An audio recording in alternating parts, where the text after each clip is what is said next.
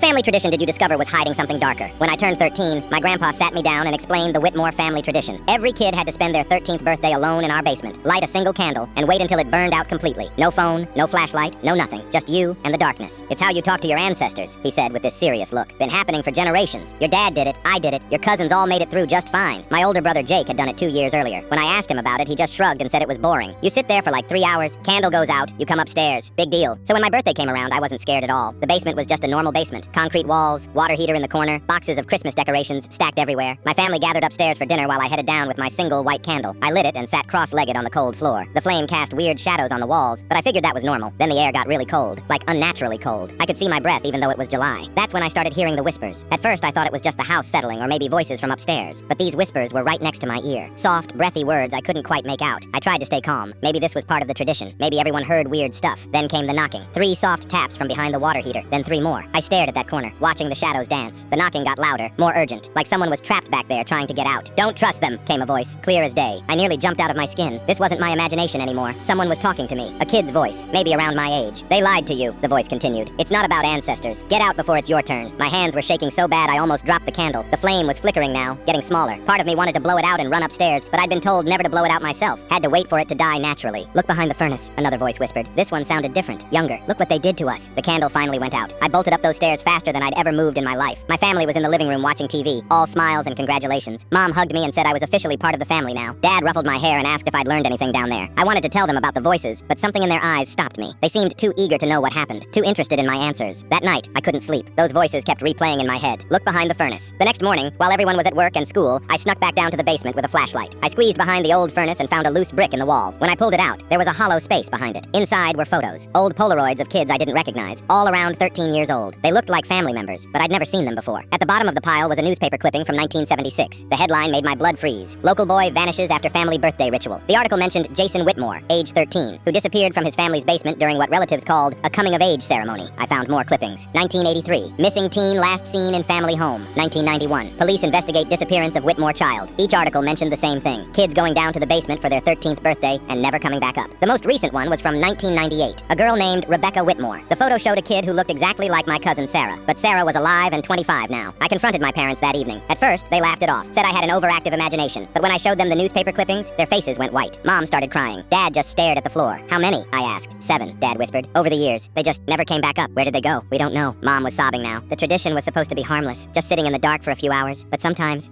kids would go down and we'd never see them again. "And you kept doing it?" Dad looked up at me with tears in his eyes. "We convinced ourselves it was just bad luck, that maybe they ran away. We couldn't accept that the tradition itself was killing them," I finished. The house felt different after that.